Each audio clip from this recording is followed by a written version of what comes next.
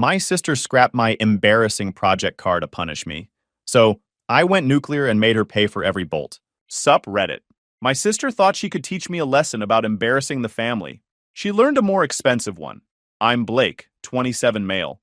I work as a service coordinator at a commercial HVAC company in Kansas City, which means I spend my days dispatching techs, ordering parts, and listening to building managers lose their minds over broken air handlers. It pays the bills, mostly. I've got student loans from a degree I barely use, and I went through a rough stretch 2 years back when the company downsized, and I spent 6 months bouncing between gig work and temp jobs before landing back on my feet. But I'm disciplined. I don't buy what I can't afford. I drive a 2009 Corolla with 187,000 miles because it starts every morning, and that's all I ask from a daily. The Nova is different. I didn't build it with money. I built it with Saturdays. My Uncle Dale is my mom's younger brother. The family calls him the black sheep because he skipped college, never chased a career with a title, and spent his life working at shops around the metro turning wrenches on other people's problems. But Dale taught me more useful stuff than anyone else in my family ever did. He taught me how to bleed brakes without trapping air in the lines, how to set timing with a Harbor Freight timing light, watching the marks on the harmonic balancer while the engine idled and listening for that sweet spot where everything syncs up, how to torquey head bolts in a star pattern so you don't warp the heads and hate yourself for months afterward. When I was 16 and bought a rusted-out 1973 Nova two-door base model for $1,800 cash, everyone in my family thought I was throwing money away on scrap metal. Dale walked around it twice, kicked a tire, checked the frame rails with a flashlight, and said, "We can work with this." That was 11 years ago. Years. The Nova's been sitting in my parents' garage ever since because my duplex doesn't allow any wrenching and I need Dale's tools and space to work. Over the years, we rebuilt it in phases. Cash only, always. If I didn't have the money, the car waited. I tracked down the correct rally wheels at a swap meet in Topeka after 8 months of searching and calling every seller on Marketplace within 300 miles. Rebuilt the 350 small block with Dale over 3 long weekends, learning every step from pulling the heads to checking bearing clearances. Refreshed the suspension with new bushings and shocks. Rebuilt the brakes with new rotors, calipers, and shoes all around.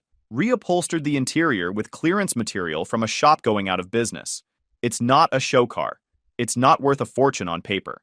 But I put 11 years of weekends into that thing. And my sister Trinity decided it was embarrassing. My family runs on appearances. My parents live in a house they can barely afford in a subdivision in Lee's Summit, where everyone drives financed SUVs and carries credit card debt nobody mentions at neighborhood cookouts. The lawns are always perfect because everyone's terrified of being the house with the bad lawn. Mom works medical billing at a hospital network. Dad manages a tire shop on the south side. Together they probably make decent money, but they spend like they make double. Always stressed about finances. Always chasing the image of people who aren't stressed. Trinity is 31, works pharmaceutical sales, and has spent her entire adult life performing the role of successful daughter. Perfect hair that costs $200 a month to maintain. Perfect apartment in Overland Park with catalog furniture. Perfect leased Lexus she complains about because of mileage limits. Everything about Trinity is designed to project an image that's 3 tax brackets above reality. Here's the thing about Trinity, though. Our parents drilled it into her from childhood that image was everything. How you looked, how you sounded, what people thought when they saw you.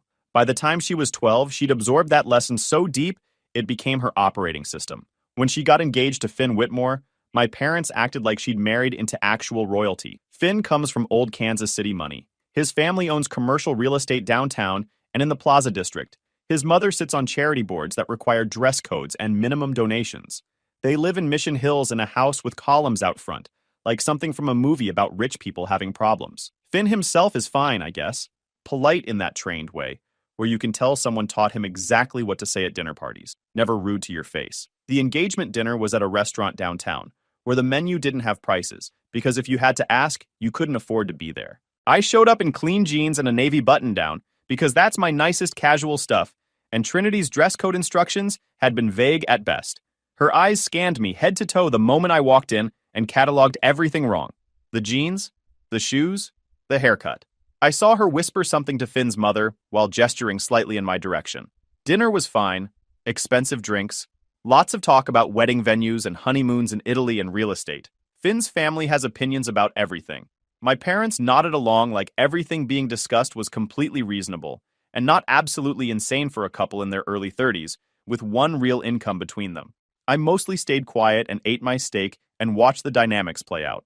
Finn's mother ran the conversation like a board meeting. Finn's father made occasional observations that everyone treated like profound wisdom.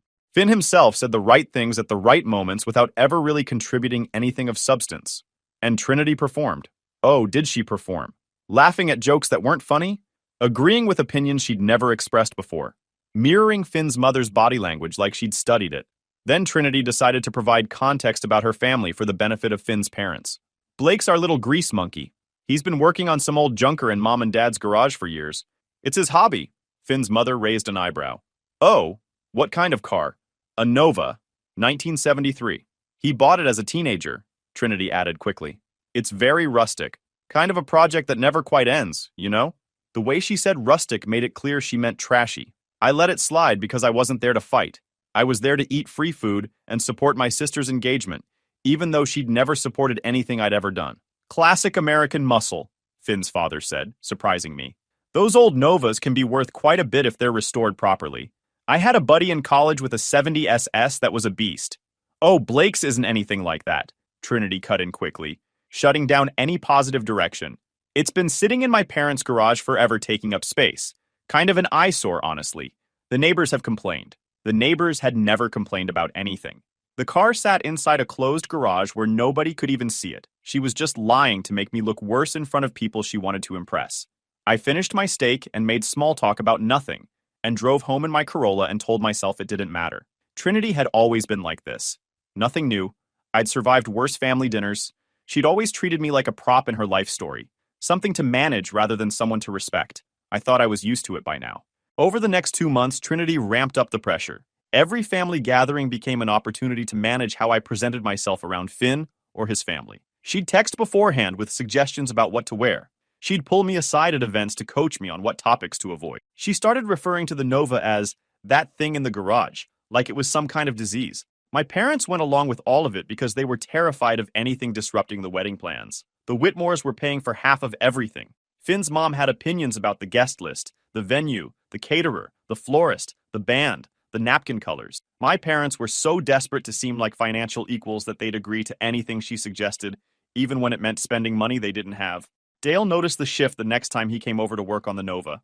It was a Saturday in early October, the weather finally cooling off enough to spend hours in a garage without dying of heat stroke. The car was close to being finished. We'd finally gotten the exhaust sorted after 2 failed attempts, and the thing sounded beautiful. Deep rumble at idle, not obnoxious, just that old-school V8 growl. Sister giving you grief again? She wants me to be someone else for this wedding. Dress different. Talk different. Not mention the car around Finn's family. Not mention you either. Dale shook his head and made a small adjustment to the distributor. Your sister's been performing since she was 12. Don't get dragged into her show. I didn't plan on it, but Trinity had other ideas about my participation. The rehearsal dinner was 2 weeks later at Finn's parents' house in Mission Hills. The place was massive. Landscaping that looked like it required a full-time staff, which it probably did. Columns out front like a courthouse. Inside was all marble floors and artwork. I wore slacks and a sport coat that I bought specifically for this occasion, because Trinity had sent 3 increasingly aggressive texts about the dress code and the importance of making a good impression, and how first impressions last forever with families like theirs. I was trying. I was genuinely trying to play along and get through this wedding without incident. The problem started when Finn's college roommate, a guy named Brett who seemed actually normal, asked me what I did for fun outside of work. I mentioned cars. He seemed genuinely interested and asked follow-up questions. I told him about the Nova, the years of weekend work, the small block rebuild, the satisfaction of bringing something back from the dead. We were having an actual conversation when Trinity materialized between us, like she'd teleported. Blake's so funny about that old car. It's been his little project forever. Very practical. She laughed in that fake way that signals she's not actually joking. But we love him anyway. Brett looked uncomfortable. I felt my face getting hot. Trinity put her hand on my arm in that fake affectionate way. Why don't you go get another drink, Blake? Let the adults talk about something else. 11 years of being the embarrassment. 11 years of being made to feel small, so she could feel big. I was done. I looked at her flat. At least my Corolla's paid off. How's that lease treating you? The room got quiet. That sudden drop in conversation, when everyone nearby stops to see what happens next. Trinity's face went white. Her hand dropped off my arm like I'd burned her.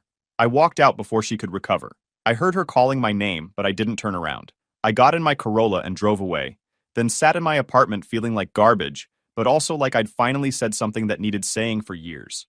4 days of radio silence from the family. No calls, no texts, no passive-aggressive memes shared on Facebook. Nothing. I figured they were processing what happened at the rehearsal dinner. We'd have an awkward conversation eventually and move past it like we always did. That was the pattern. That had always been the pattern. Saturday morning, I drove to my parents' house to work on the Nova. Needed to finish the wiring cleanup behind the dash and do a final check of all the systems before the first real drive. Dale was meeting me at noon. The plan was to finally take it out on some back roads south of the city, see what 11 years of weekends had actually built. The garage door was closed when I pulled up. Weird. Dad usually left it cracked when he knew I was coming. I walked in through the side door and stopped. Empty. The space where the Nova had sat for 11 years was just oil stains on concrete and jack stands pushed against the wall. The tool chest Dale had given me was still there. Some shop rags in the corner. A couple of empty oil containers I'd been meaning to recycle. But the car was gone. My brain refused to process what my eyes were seeing. I walked around the empty bay like an idiot, checking corners like a 40-foot car might be hiding behind the lawnmower. I walked outside and checked the driveway. Walked around to the backyard. Walked back into the garage and stood in the empty space, heart going nuts, sweating even though the morning was cool. I called Dad. No answer. Called Mom. No answer. Called Trinity, and it went straight to voicemail like she'd blocked my number. I was pacing the garage when Mom finally called back. Blake, calm down. I can explain. Where's my car? Trinity had it removed. She said it was embarrassing having it there when Finn's family came over for wedding planning. It was taking up space and removed where? I don't know exactly. She arranged a tow truck. Tuesday morning. She said she was taking it somewhere more appropriate. Tuesday. The day after the rehearsal dinner. Mom. The title. Where's the title? Silence on the other end. Mom? It was in the filing cabinet. In the garage. With the registration and insurance papers. Trinity took all of it. My parents had kept the title for safekeeping since I was 16.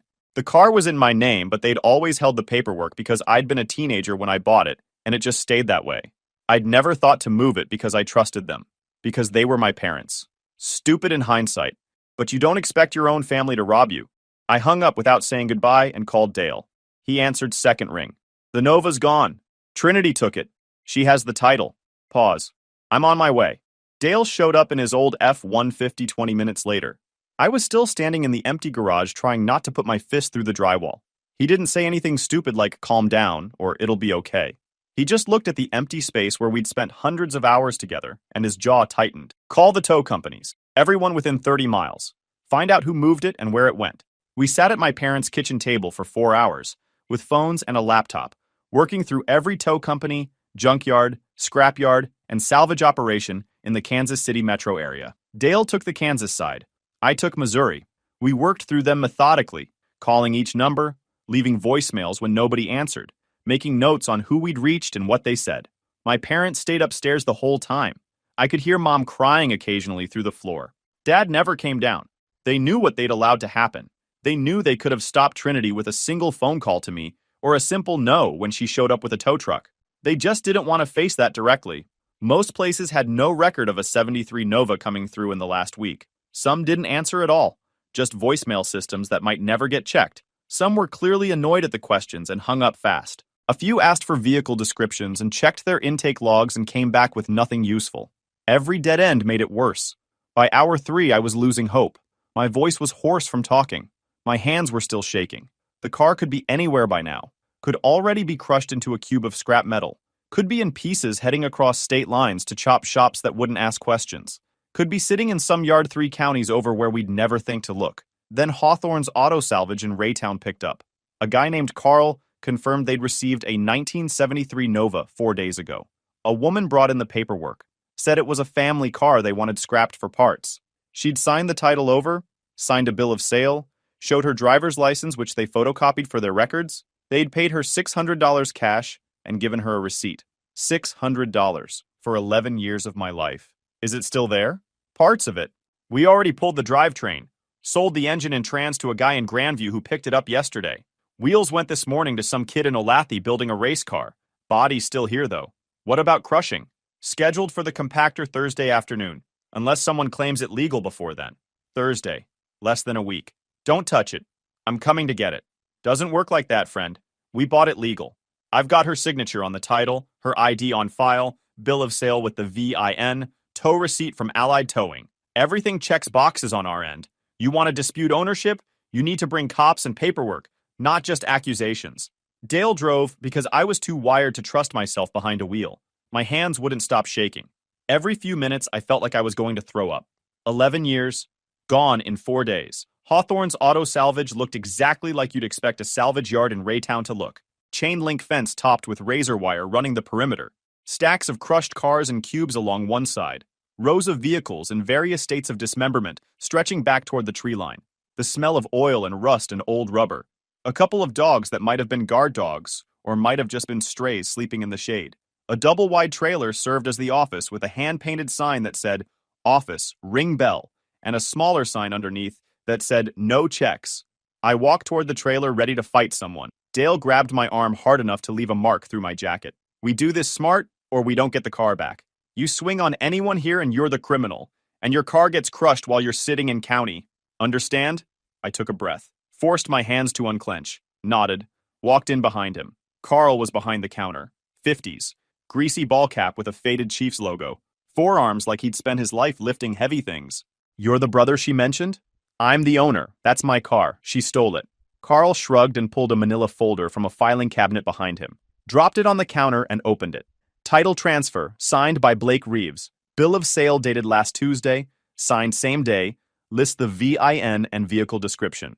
Tow authorization from Allied Towing. Photocopy of her Missouri driver's license, which matches the name on the bill of sale as the seller's authorized representative acting on behalf of the title holder. Payment receipt for $600 cash. I looked at the signature on the title. It wasn't even close to mine. She'd basically scribbled something that vaguely resembled Blake, with none of the characteristics of my actual handwriting. That's forged. That's not my signature. Not even close. Could be. Could not be. I'm not a handwriting expert.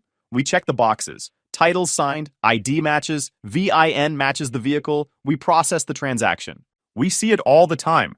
Kids selling a parent's car, spouses during divorces, family members cleaning out estates. We're not in the business of investigating drama or playing detective on every vehicle that comes through.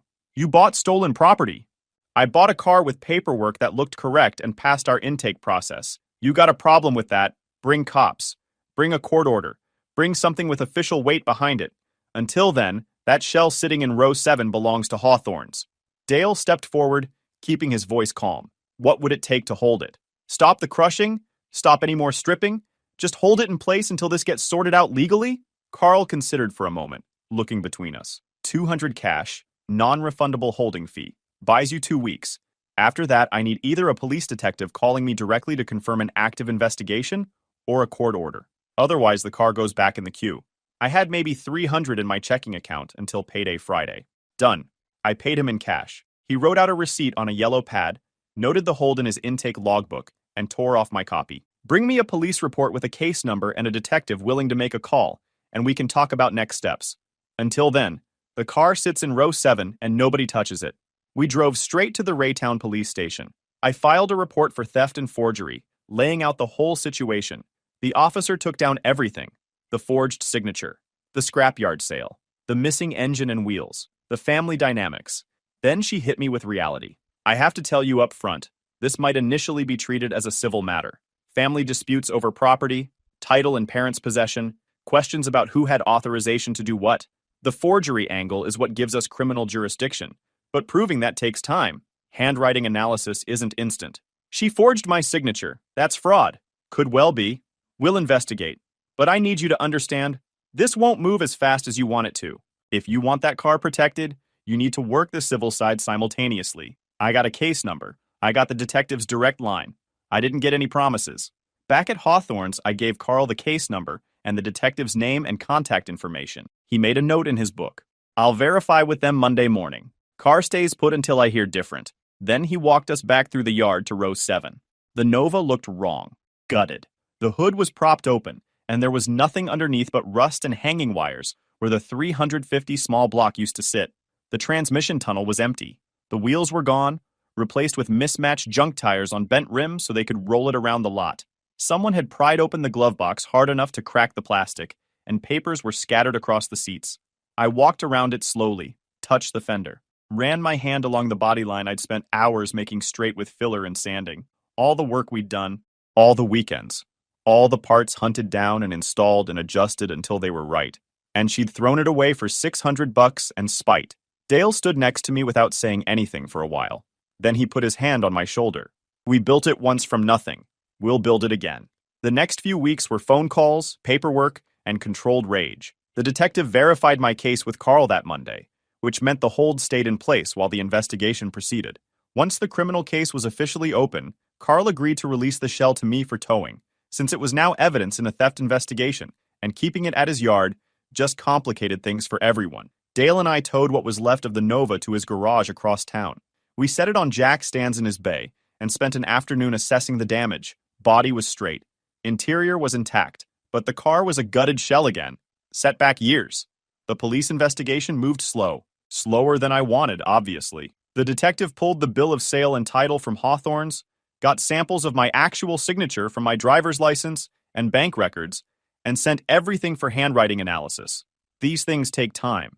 Meanwhile, my parents did what they always do. Defended Trinity. Enabled Trinity. Treated her crimes like bad weather that would pass if everyone just stayed calm. Mom called me crying 3 days after I filed the police report. Blake, please, this will ruin her career. This will destroy the wedding. The Whitmores are already asking questions. You're tearing the family apart over a car. She stole my car and sold it for scrap. She forged my signature on a legal document. That's not a disagreement about family values, Mom. That's fraud and theft. Those are crimes. She was upset about what you said at the dinner. She wasn't thinking clearly. She felt attacked. You pushed her to this. I pushed her to commit felonies? That's the story you're going with? That I'm responsible for her choices? You embarrassed her in front of Finn's family, in front of his mother.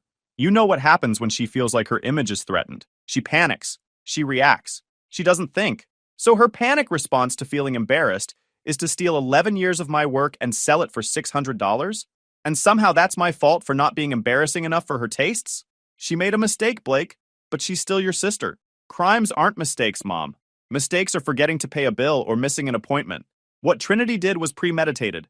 She waited until the next morning. She arranged a tow truck. She gathered the paperwork. She drove across town to a scrapyard. She signed documents.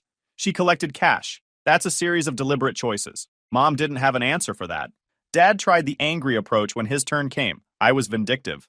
I was petty. I was destroying Trinity's future over a pile of replaceable metal. You watched her arrange a tow truck, I said. You didn't call me. You didn't stop her. You let her take the title from your filing cabinet. You're complicit in this. He hung up. I also filed a civil suit. My lawyer itemized everything we could document and defend in front of a judge. The market value of the 350 engine Dale and I had rebuilt together, based on comparable sales and the condition it was in when it left my possession. The transmission. The rally wheels I'd searched 8 months to find. The suspension components with receipts from when I'd purchased them. The brake upgrade. The interior work. Here's where it got complicated, and where my lawyer earned his fee. I couldn't just bill my labor at shop rate because I'm not a licensed mechanic running a licensed shop. The law doesn't let you claim $100 an hour for work you did yourself in your parents' garage, but we could document parts receipts going back years. We could get written estimates from actual shops for what equivalent work would have cost if I'd paid someone else to do it. We could include the purchase prices I'd paid for hard-to-find components. We added loss-of-use damages for the months I couldn't drive a car I'd spent over a decade building and had nearly finished. The judge would ultimately have to decide what was reasonable and what was reaching, but my lawyer structured the claim to make every dollar defensible. Most of the number was parts I'd paid for over the years, plus what I'd spent recovering the drivetrain from the Grandview guy, plus storage and tow fees, plus shop estimates for redoing the cut wiring and butchered exhaust. The total came to just under $19,000. The guy in Grandview who'd bought my engine was a car guy himself, worked on old Chevys as a hobby. When I tracked him down and explained the situation, showed him the police report and the case number, he agreed to sell it back. Cost me what he'd paid the yard plus $100 for his time, and trouble picking it up. Hurt my checking account, but at least I got the $350 back. The wheels were gone for good. The kid who'd bought them had already mounted them on his own project and wouldn't sell at any price. I'd have to hunt down replacements all over again. 3 weeks after I filed the police report, the detective called. The handwriting analysis was back. Conclusive. The signatures weren't even close. Different letter formations, different pressure patterns, amateur hour forgery. Trinity was formally charged with felony theft and felony forgery. The legal process ground forward over 4 months. Trinity hired a defense attorney. She claimed I'd given her verbal permission to dispose of the car. She claimed the signature was authentic, and I was lying about the forgery. She claimed the whole thing was a family misunderstanding that didn't belong in criminal court. The handwriting analysis killed that defense dead. The prosecutor didn't buy her story. Neither did the judge who reviewed the evidence at the preliminary hearing. She pleaded down to misdemeanor theft to avoid trial and the risk of felony convictions on her record. It was still a conviction, still a criminal record, still something that would follow her. Her pharmaceutical company put her on administrative leave pending an internal review. In that industry, any fraud-adjacent conviction is career poison. You can't be trusted with drug samples and doctor relationships when you've been convicted of stealing from family members and forging documents. The civil suit hit even harder. The judge reviewed my documentation, the receipts, the shop estimates, the parts values, the loss of use calculations, and awarded the full $19,000 plus attorney fees and court costs. One hearing got delayed for scheduling, which stretched things out another 6 weeks. But the outcome was never really in doubt once the criminal case established what Trinity had done. Trinity didn't have $19,000 liquid. She'd been living the same image-chasing lifestyle as our parents, spending every dollar she earned and then some to maintain the appearance of success. Nice apartment, leased luxury car, designer clothes, expensive haircuts. The lifestyle that looks great on social media, but falls apart the moment real money is required. The judgment meant liquidation. She sold the white Lexus she'd been so proud of and downgraded to a used Civic with 100,000 miles on it. I'm not going to pretend that didn't feel good.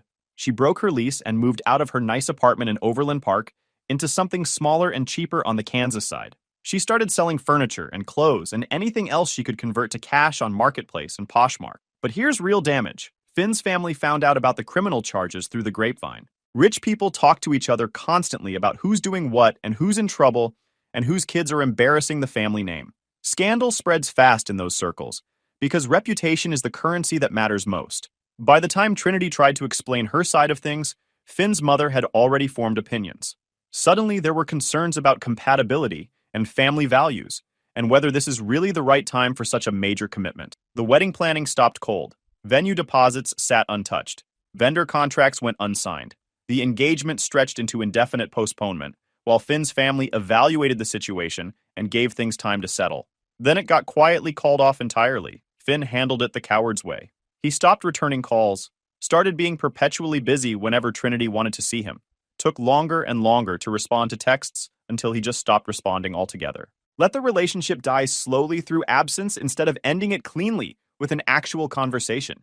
He never had to say the word. He just had to disappear gradually until she got the message. The wedding deposits were non-refundable. My parents had co-signed on several of them, trying to seem like financial equals with the Whitmores during the planning process. They were out almost $9,000 between the venue and the caterer and the photographer and the band.